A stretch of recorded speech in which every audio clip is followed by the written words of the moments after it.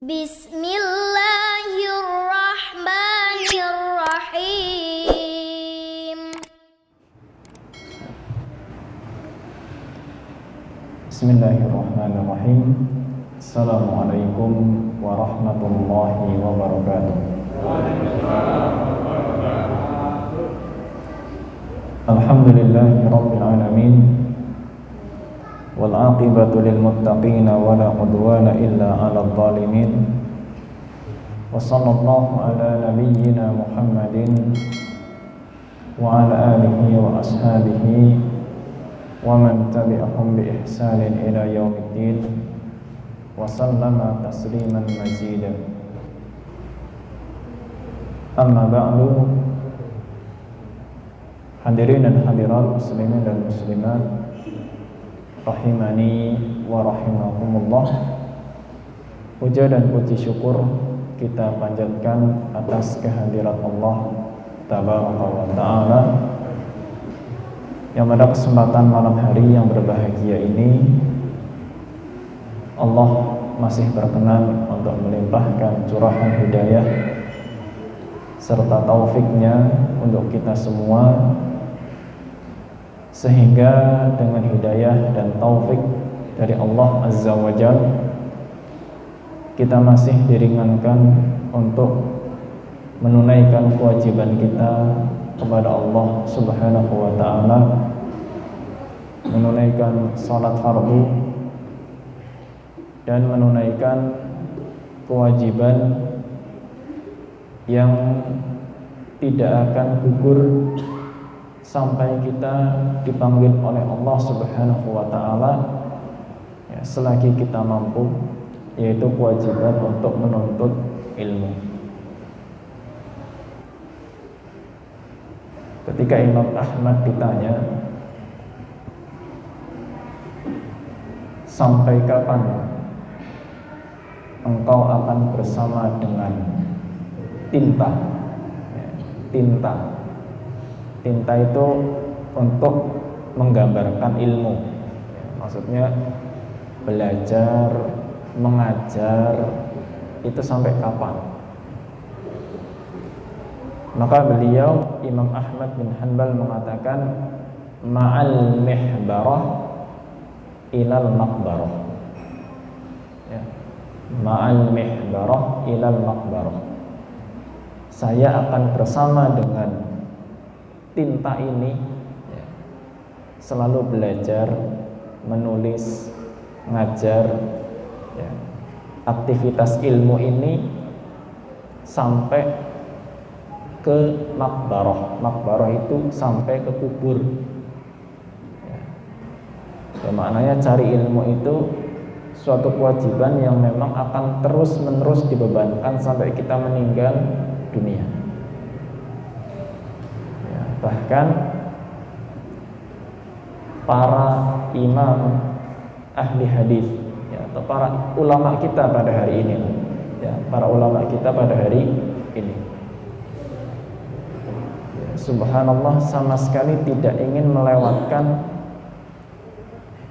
waktu dalam usianya kecuali di dalamnya itu imma dalam rangka beribadah kepada Allah, atau dalam rangka belajar, atau dalam rangka mengajar, ya, dalam kondisi sakit separah apapun itu masih kepengen untuk bisa ngajar, ya, saking cintanya dengan ilmu.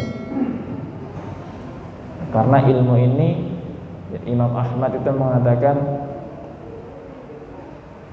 wa hajatun nasi ilal ilmi bi'adadi anfasihi, kebutuhan manusia terhadap ilmu itu sebanyak hembusan nafasnya. Kebutuhan manusia terhadap ilmu agama ini sama dengan banyaknya hembusan nafas. Nah, setiap nafas kita butuh ilmu.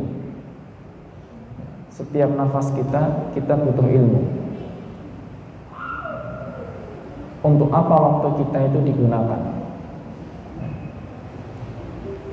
Maka berbahagialah bagi yang diringankan oleh Allah Azza wa Jalla untuk bisa menghadiri majelis ilmu, mendapatkan tambahan ilmu, dan tentunya tidak lupa kita meminta kepada Allah Subhanahu wa taala keikhlasan hati dan kemudahan untuk mengamalkan, dan semoga ilmu yang Allah karuniakan kepada kita adalah ilmu yang diberkahi, yang penuh dengan manfaat untuk diri kita juga untuk orang lain.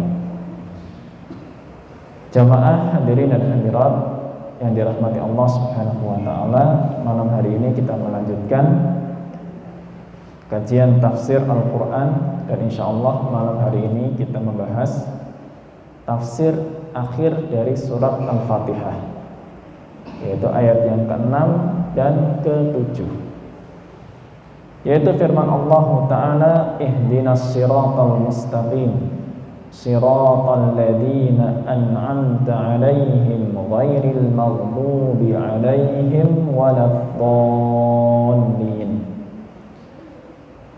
Ihdinas siratal mustaqim, biasanya kita terjemahkan ayat yang ini dengan ungkapan tunjukkanlah kepada kami jalan yang lurus, ya, tunjukkanlah kepada kami jalan yang lurus. Kemudian jalan yang lurus langsung ditafsirkan oleh Allah Subhanahu wa taala. Ya, tafsir dari as-siratal mustaqim itu langsung ada pada ayat berikutnya. Apa yang dimaksud dengan jalan yang lurus? Siratal ladzina an'amta 'alaihim, yaitu jalannya orang-orang yang Engkau beri nikmat kepada mereka. Ghairil maghdubi 'alaihim, bukan orang-orang yang Engkau murkai. Waladdallin, dan bukan pula jalan mereka yang sesat. Jamaah yang dirahmati Allah, ini sebetulnya adalah inti dari surat Al-Fatihah. Ya, intinya di sini. Kenapa kita suruh baca surat Al-Fatihah di setiap sholat kita? Karena kita itu disuruh minta kepada Allah Subhanahu wa ta'ala. Ya, kita disuruh minta. Inti surat Al-Fatihah itu doa, dan doanya itu ada di ayat yang ke-6, ihdinas siratal mustaqim. Ya. Minta petunjuk kepada Allah Subhanahu wa taala supaya kita tahu jalan mana yang mengantarkan kita kepada surga. Ya. Kita minta sesuatu yang paling mahal. Ya. Di dunia ini tidak ada yang lebih mahal daripada hidayah. Tidak ada yang lebih mahal. Mahalnya hidayah itu melebihi, ya, mahalnya hidayah itu melebihi dunia dan seisinya. Sehingga salah satu pesan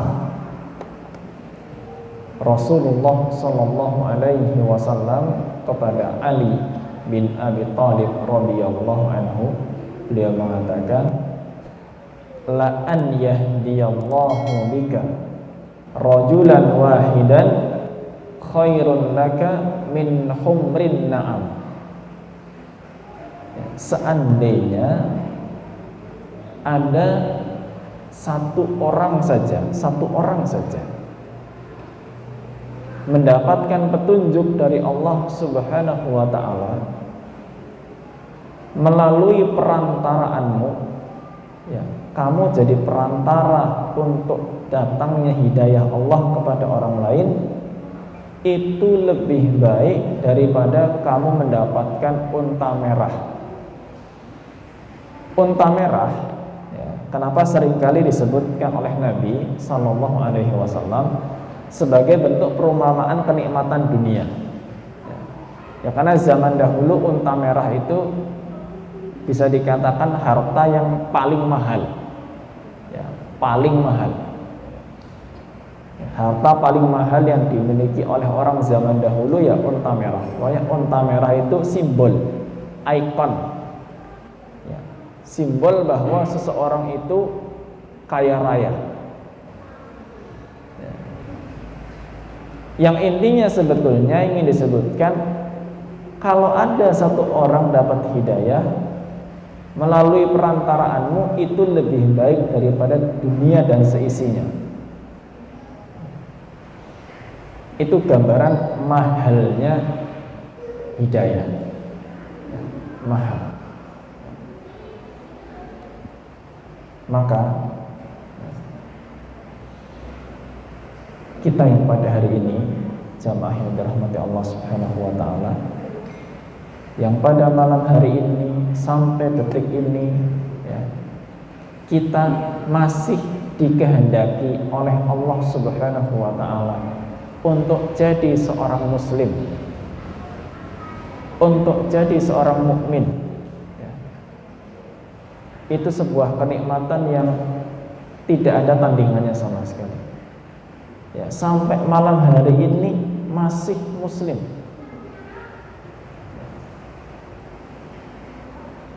Masalahnya, ya,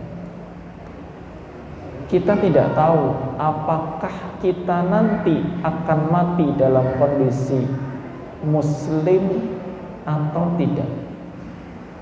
Ya. Kita tidak tahu apakah kita akan mati dalam kondisi muslim atau tidak. Siapa yang menjamin kita kalau akan mati dalam kondisi muslim? Tidak ada. Orang yang hidup di zaman Nabi Sallallahu Alaihi Wasallam mendapati masa-masa bersama dengan Nabi Alaihi Wasallam pun sepeninggal Nabi, setelah Nabi Alaihi Wasallam itu wafat, nuwun sewu, banyak yang kemudian murtad, keluar dari Islam. Itu padahal sempat hidup sezaman dengan Nabi Sallallahu Alaihi Wasallam. Itu Nabi meninggal, goncang, banyak yang keluar dari Islam.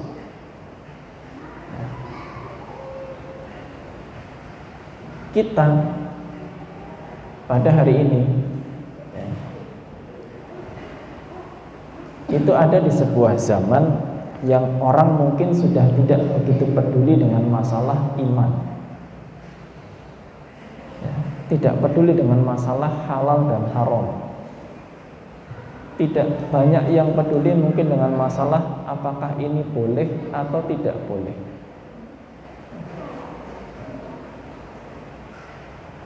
Maka Nabi gambarkan, ya, Nabi gambarkan tentang sebuah zaman yang nantinya orang itu akan cepat sekali berubah imannya. Ya, dalam hadis riwayat Muslim, ya, dalam hadis riwayat Muslim, ya, badiru bil a'mali fitanan, bersegeralah untuk beramal soleh sebelum datangnya fitnah, cobaan. Ya. Kaqita'il lailil mudlim. Ya, cobaan itu beratnya seperti gelapnya malam. Ya, coba gelapnya malam, ya jangan dibayangkan gelapnya malam ada bintang, ada rembulan, enggak. Gelap malam gelap. Ya, ada lampu, enggak ada. Ya, kita tengah malam gitu di sebuah tempat yang luas gitu, enggak tahu mana utara, mana selatan, mana barat, mana timur. Ya. Maka Nabi gambarkan, yusbihur rajulu mu'minan wa yumsi kafiran. Pagi hari orang itu masih mukmin, sore hari sudah kafir. Wa yumsi mu'minan wa yusbihu kafiran. Ya. Di sore hari masih mukmin, pagi hari sudah tidak mukmin. Ya. sudah lepas imannya. Kenapa? Yabi'u dinahu bi'ardin minad dunya. Karena dia sudah menjual agamanya ditukar dengan kenikmatan dunia. Sudah nggak peduli, hanya untuk mendapatkan nikmat dunia yang nggak seberapa, jual agama. Hanya ingin mendapatkan jabatan, ya, ingin mendapatkan tahta, ya. Jual agama, nggak peduli, ya. Dengan berbagai macam cara, ya. Suap menyuap lah, ya. Curang ini dan itulah, ya. Bahkan lisannya juga tidak peduli dengan apa yang dia ucapkan. Yang penting omongan saya ini, ya, mujarab untuk bisa mendapatkan jabatan yang saya inginkan. Dan dia tidak menyadari itu kalimat yang terucap dari lisannya itu diridhoi atau dimurkai oleh Allah Subhanahu wa taala. Itulah kenapa kita butuh hidayah. Kenapa kita minta hidayah itu 17 kali dalam satu hari minimal. Ya. 17 kali. Kita sholat 17 rakaat minimalnya dalam satu hari, sholat fardu.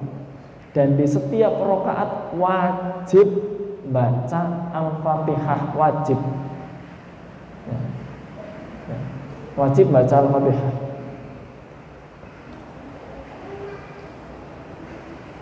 Setiap hari kita minta supaya apa? Kita dijaga oleh Allah Subhanahu wa taala. Ya. Jadi gambaran kita, Bapak dan Ibu yang dirahmati Allah, gambaran kita ketika kita minta hidayah kepada Allah itu seperti orang yang memang sedang tersesat, ya. Orang lagi cari alamat, ya, atau sedang menuju ke sebuah alamat, ya, menuju ke sebuah alamat, dan sama sekali tidak tahu jalan menuju alamat yang diinginkan, nggak tahu sama sekali, ya. Pasti akan cari tahu, tanya, ya. Sekarang andai kata hanya ada satu orang petunjuk jalan, satu orang saja, ya. Satu orang yang bisa menunjukkan jalan, satu-satunya, dah nggak ada yang lain, ya. Pasti akan berkali-kali tanya, ya. Mungkin dihubungi, ini saya udah sampai sini, terus kemana lagi? Ya. Oh, ikuti jalan ke arah timur. Ntar belum lagi ada simpangan, tanya lagi, ini sudah sampai simpangan ini kemana? Belok kiri. Terus tanya terus, ya, sampai bisa menemukan alamat yang dituju. Kita seperti itu, ya. Kita hidup ini akan menemukan banyak simpangan, ya. Yang kita bingung, ini ketemu simpangan, yang mending kalau simpangnya cuma 2, kanan kiri, ya. Kalau simpangnya simpang 5, nah, dan cuma 1 yang sampai alamat tujuan, ya. Ini masalahnya, Pak, simpangannya itu ada 73. Simpang 2, simpang 5 ringan, simpangannya ada 73. Kita nggak tahu simpangan mana yang harus kita pilih, jalan mana nih. Kok 73 dari mana? Dari Nabi SAW, ya. Dalam hadis riwayat Imam At-Tirmidzi, beliau mengatakan, "Sataftariqu ummati ila 73 firqah." Umatku ini nanti pecahnya jadi 73. 73. Nah, 73 simpangan ini. Kulluha finnar, semuanya di neraka illa wahidatan, kecuali 1 saja. Cuma 1 yang selamat. Ya. Kalau umat-umat yang lain sudah disebut oleh Nabi SAW. Yahudi jadi 71, Nasrani jadi 72, umat Islam jadi 73. Kata Nabi, kulluha finnar, semuanya masuk neraka. Illa wahidatan, kecuali cuma satu. Ya. Gimana caranya kita bisa tahu yang satu itu kayak apa? Ya. Saat ini pun kita nggak bisa memastikan, oh saya ini sudah pasti jadi yang satu. Sopo sing jamin? Ya. Siapa yang jamin kalau kita sudah pasti masuk ke dalam satu yang dijamin surga itu? Nggak ada. Andai kata, seumpama toh ada orang bisa jamin sekarang saya sudah masuk kepada satu golongan yang pasti masuk surga. Sekarang, apa ya terus jamin matinya masih di golongan yang itu? Ya. Nggak ada yang jamin. Inilah kenapa kita minta, ya. Karena kita nggak ngerti saat ini kita ini sudah pada jalur yang benar atau belum. Kita cuma lagi usaha, ya. Para sahabat juga nanya, ya, man hiya ya Rasulullah, terus satu itu yang kayak apa, ya, petunjuknya kayak apa? Maka Nabi SAW menjelaskan, ma ana alaihi yauma wa ashabi, jalan yang satu itu adalah jalan yang saat ini aku tempuh bersama dengan para sahabatku. Ajaran yang disampaikan oleh Nabi SAW difahami dan diamalkan oleh para sahabat. Itu penjelasan dari Nabi SAW. Nah, terus gimana kita bisa tahu seperti apa ajaran Nabi dan pemahamannya para sahabat? Tanya, minta kepada Allah Azza wa Jalla, ihdinas siratal mustaqim, tunjukkan kepada kami jalan yang lurus, ya. Satu jalan itu diantara 73, satu yang mengantarkan ke surga. 73 itu cuma satu agama, ya.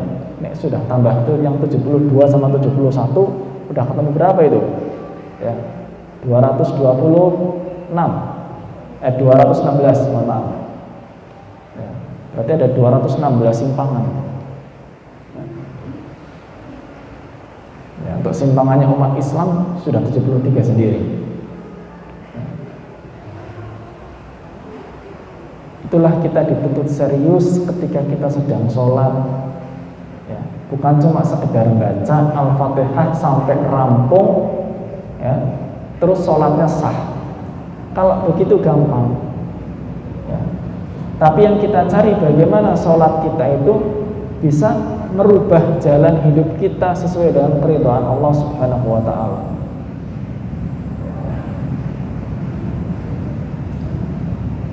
Jangan sampai masuk ke dalam golongan orang yang dimurkai Allah dan bukan jalan mereka yang sesat.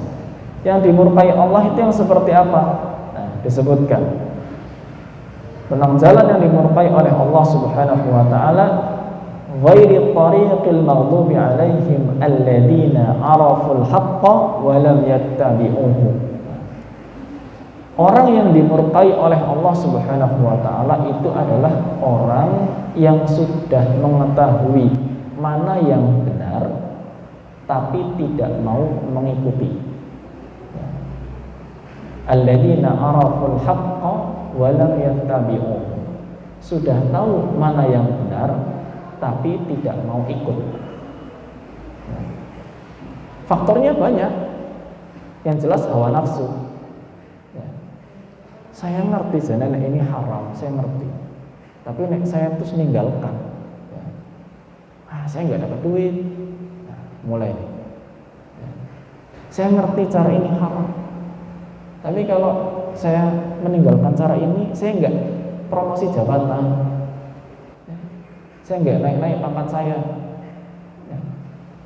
Saya tahu cara ini nggak boleh, tapi kalau nggak ditempuh, hidup saya gini-gini aja, nggak ada perkembangan. Ya. Seringkali terjadi seperti itu. Ya. Itu orang sudah tahu mana yang benar, tapi nggak mau diikuti. Sebabnya apa? Hawa nafsu. Ya, kenikmatan dunia ini masih menang.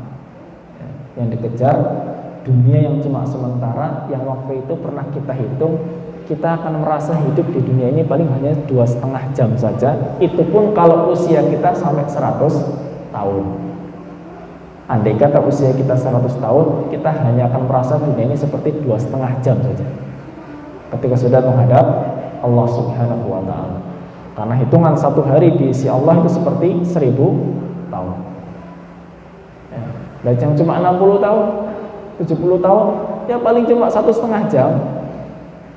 Ya.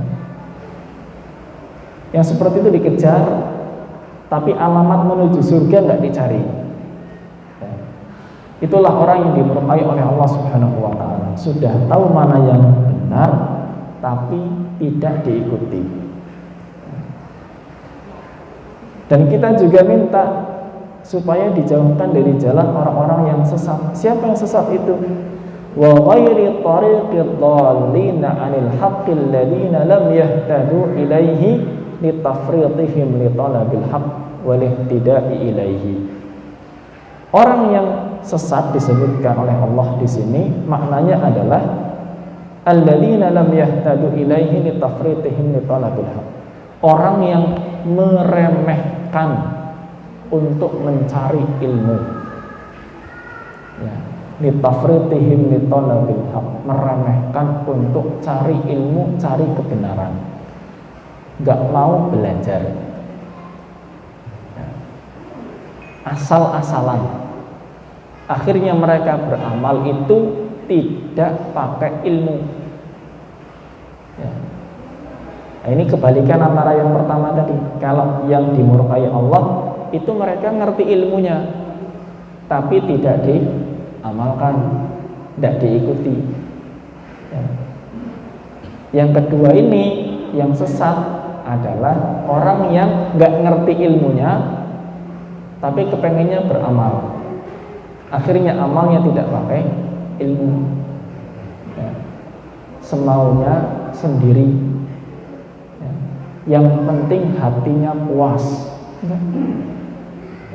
Amal itu bukan masalah puas atau tidak puas. Amal itu adalah bagaimana hati kita ikhlas dan kita mengikuti tuntunan Nabi Shallallahu Alaihi Wasallam. Kepuasan hati itu belum menjadi jaminan kalau ibadah itu pasti diridhoi Allah Azza wa Jalla. Nah, disinilah pentingnya kita minta petunjuk kepada Allah, sehingga orang yang sudah diberi petunjuk oleh Allah Subhanahu wa ta'ala ke dalam hatinya, ya, itu pasti hatinya lapang, ya. Oh, ngerti ini yang benar, segera ikut yang benar, yang salah tinggalkan. Lapang, nggak ada rasa berat, hatinya lapang. Memang hatinya dibuat lapang oleh Allah Azza wa Jalla, dibuat lapang.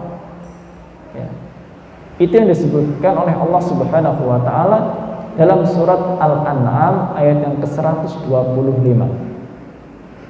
Ya, surat Al-An'am surat yang ke-6 ayat 125. Faman yuridillahu ayyahdiyahu yashrah sadrahu lil Islam. Barang siapa dikehendaki oleh Allah untuk mendapatkan hidayah, maka Allah lapangkan hatinya untuk menerima aturan-aturan Islam. Lapang sudah, pasrah, siap. Quran ngomong apa diikuti, memerintahkan apa dijalankan, melarang apa ditinggalkan. Gak ada rasa berat.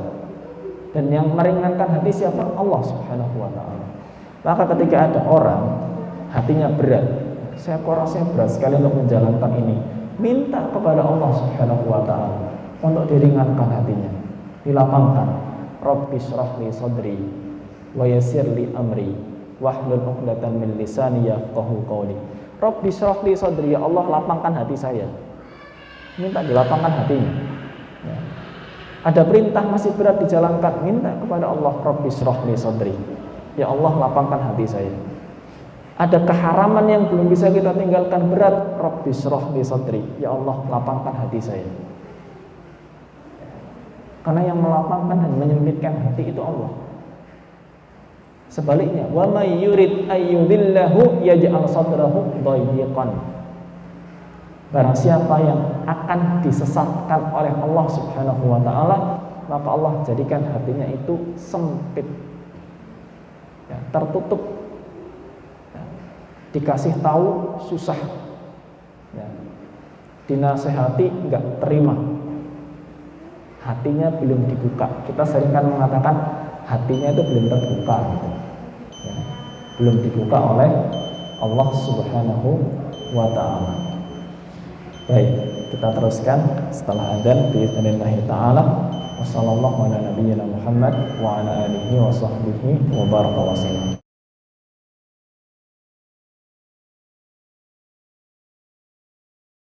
Bismillahirrahmanirrahim. Alhamdulillah wassalatu wassalamu ala Rasulillah wa ala alihi wa ashabihi wa man wala wa ba'd. Baik, mungkin kalau ada yang mau disampaikan terlebih dahulu, akan dipersilakan. Assalamualaikum warahmatullahi wabarakatuh. Terkait dengan orang yang hatinya lapang, jika menerima tausiah, tapi ada juga yang kemudian dimanfaatkan untuk hal yang tidak benar. Misalkan kita banyak orang-orang yang ikut ISIS, ya, ikut ISIS juga. Itu banyak mereka apakah termasuk orang yang terlalu lapang dan hanya sehingga kemudian kita bilang kata Quran begini didoktrin seperti itu, sehingga mereka tidak bisa membedakan apakah itu satu kebenaran atau upaya-upaya untuk menyimpangkan mereka. Nah ini bagaimana kita membedakan apakah itu sesuatu yang benar atau tidak? Ya, sudah ditangkap insyaallah. Baik. Terima kasih atas pertanyaannya.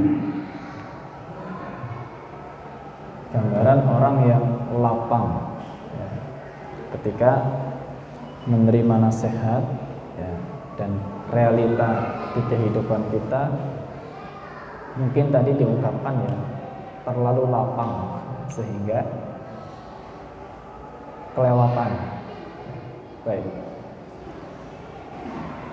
Allah Subhanahu wa taala berfirman dalam surat Al-Baqarah ayat yang ke-143. Ya, 143. Allah berfirman, "Wa kadzalika ja'alnakum ummatan wasata." Demikianlah Allah jadikan kalian sebagai umat yang pertengahan. Ya. Ummatan wasata, umat yang pertengahan. Jadi perlu dipahami dulu bahwa ajaran agama yang diridhoi oleh Allah Subhanahu wa taala itu yang di tengah-tengah. Tidak berlebihan, tidak juga meremehkan. Ya, seperti itu. Memang, ya, ada dua sisi, ya. Satu sisi adalah orang yang berlebihan, ya. Ada sisi lain orang yang meremehkan, ya, dalam beragama itu. Berlebihan istilahnya ifrat, ya. Kalau meremehkan maknanya tafrid. Ada yang berlebihan, ada yang meremehkan. Nah, ketika memang seseorang itu belajar agama, ya, belajar agama, dan memang belum diawali dengan meminta petunjuk kepada Allah Subhanahu wa taala, ya, belum diawali dengan meminta petunjuk kepada Allah Subhanahu wa taala dengan serius, ya, maka hatinya, ya, memang tidak, kalau bahasa yang lebih tepat mungkin kita katakan tidak dibuka untuk mendapatkan ajaran yang pertengahan. Tidak dibuka untuk mendapatkan ajaran yang pertengahan. Sehingga yang diterima itu perkara-perkara yang sifatnya berlebihan. Kalaulah terbuka seharusnya, terbuka dengan baik seharusnya, untuk menerima ajaran yang pertengahan pun siap. Ya. Tapi karena yang masuk ke dalam hatinya itu perkara-perkara yang berlebihan, sehingga ketika diberikan nasihat pun untuk lebih pertengahan lagi sulit. Ya. Lebih pertengahan lagi sulit. Ya. Karena menganggap ya ini sudah jalan yang pas ya seperti ini. Ya. Sehingga tindakan-tindakannya itu melampaui batas, ya, melampaui batas. Terlepas dari nama sekte, nama kelompok. Ya. Siapapun punya peluang, apapun sektenya, apapun kelompoknya, semua punya peluang untuk punya tindakan-tindakan yang berlebihan. Itu. Ya, sehingga ini menjadi sebuah pelajaran memang, ya, ketika semangat, ya, tidak diimbangi dengan ilmu, ya, semangat tidak diimbangi dengan ilmu dan doa, ya, semangat tidak diimbangi dengan ilmu dan doa, ya. Orang yang serius minta kepada Allah petunjuk pasti diberi, pasti, ya, pasti, tidak mungkin tidak. Serius minta petunjuk dengan sebelumnya memang sudah merasa saya ini orang yang nggak ngerti apa-apa ya Allah. Ya. Dalam sebuah hadis qudsi disebutkan riwayat Muslim, kullukum dhalun illa man hadaituhu. Setiap kalian wahai manusia itu sebetulnya sesat kecuali yang diberi petunjuk oleh Allah Subhanahu wa taala. Kita merasa kita nggak ngerti apa-apa ya. Terus minta petunjuk kepada Allah Subhanahu wa taala. Pasti diberi. Hanya masalahnya kalau sejak awal sudah merasa benar duluan, nah ini repot. Ya, sudah merasa saya benar duluan, ya. Kemudian ketika doa pun nggak serius, ya, cuma sekedar baca saja begitu, ya. Bagaimana mendapatkan petunjuk dari Allah Subhanahu wa taala, ya. Ya, jadi mungkin tadi untuk masalah ungkapan hati yang terbuka, ya, bisa dikatakan sebetulnya itu belum terbuka, ya, belum terbuka, masih tertutup untuk menerima nasihat yang pertengahan, ya, karena dikehendaki oleh Allah Subhanahu wa taala itu ajaran yang pertengahan, tidak berlebihan, ya, tidak juga meremehkan. Allah taala a'lam bishawab. Itu mungkin yang bisa saya sampaikan. Ada yang lain atau tidak? Nah. Baik, kalau tidak ada sedikit ya sebagai penutup ataupun kesimpulan, ya, bahwa ini sudah menjadi akhir penghujung pembahasan tafsir surat Al-Fatihah. Ya, insya Allah intinya kita meminta. Ya, jadi kita di sini beradab kepada Allah ketika sedang sholat. Mudah-mudahan bisa diterapkan dalam sholat-sholat kita, di mana kita itu menghadap Allah memang ada tujuan untuk minta sesuatu yang paling mahal, yaitu hidayah. Makanya kenapa di awal kita muji Allah dulu, Bismillahirrahmanirrahim, Alhamdulillahirabbil alamin, Arrahmanirrahim, Maliki yaumiddin. Kita puji Allah dulu, terus kita merendah, Iyyaka na'budu wa iyyaka nasta'in. Kita merendahkan diri di hadapan Allah Subhanahu wa taala. Kita tinggikan Allah, kita rendahkan diri. Baru kita minta ihdinas siratal mustaqim. Itu adab kita ketika sedang sholat, ya. Tinggikan Allah, muliakan Allah, puji Allah setinggi-tingginya, rendahkan diri kita serendah-rendahnya di hadapan Allah, baru kita minta. Itu kuncinya mendapatkan hidayah dari Allah Azza wa Jalla. Tapi kalau kita masuk sholat, ya, pertama mungkin nggak serius, ya, cuma sekedar yang penting sholat saya sah. Nah ini jangan heran kalau kemudian nggak mendapatkan hidayah dari Allah Azza wa Jalla. Mau berapa banyak pun sholatnya, puluhan ratusan rakaat, ya, kok nggak mendapat hidayah, nggak usah heran, karena sholatnya nggak minta, sholatnya hanya sekedar sah saja. Yang dipikir sholat saya sah kok, ya sudah sah ya monggo, ya. Tapi yang dikehendaki itu mendapatkan hidayah dari Allah Azza wa Jalla, ya. Atau mungkin masuk sholat sudah merasa benar duluan, ya repot. Ya. Sudah sombong di hadapan Allah, bagaimana Allah akan memberikan hidayah? Ya. Maka rasakan bahwa diri kita ini memang tidak ngerti apa-apa, aslinya tidak tahu jalan. Kita butuh alamat menuju surga, dan yang tahu alamatnya hanya Allah Subhanahu wa ta'ala. Sehingga nanti setiap persimpangan yang kita hadapi dalam hidup, kita akan pilih sesuai dengan petunjuk Allah Subhanahu wa ta'ala. Ya. Masalah-masalah hidup kita itulah persimpangan hidup, ya, yang harus kita tentukan pilihannya, dan mintalah hanya kepada Allah. Itulah kenapa pada pertemuan sebelumnya disampaikan bahwa Rasul Shallallahu Alaihi Wasallam jika punya masalah langsung sholat untuk mendapatkan petunjuk dari Allah Subhanahu wa ta'ala. Baik, mungkin ini yang bisa kita bahas pada kesempatan malam hari ini. Insya Allah nanti berikutnya kita akan lanjut ya dari juz amma surat An-Nas dengan seizin Allah Subhanahu wa ta'ala. Kurang lebihnya mohon maaf, dan terima kasih atas perhatiannya. Mohon maaf mungkin banyak kekurangan. Sallallahu alaihi Muhammad wa ala alihi wa sahbihi wa baraka wa sallam. Wa akhiru da'wana alhamdulillahi rabbil alamin. Subhanakallahumma wa bihamdika asyhadu an la ilaha illa anta astaghfiruka wa atubu ilaik. Billahi taufik wal hidayah. Wassalamualaikum warahmatullahi wabarakatuh.